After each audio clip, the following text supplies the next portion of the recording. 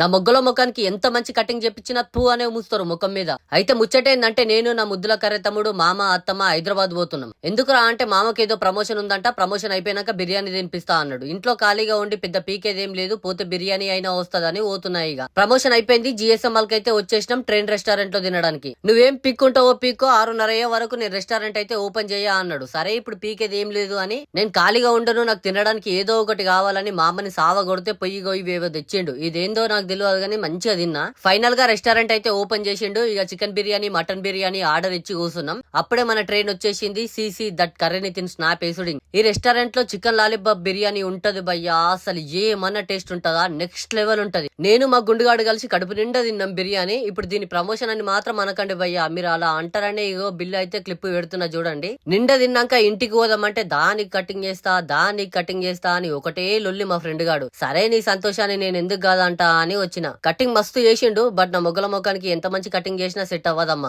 సరే మరి బాయ్, ఉంటా.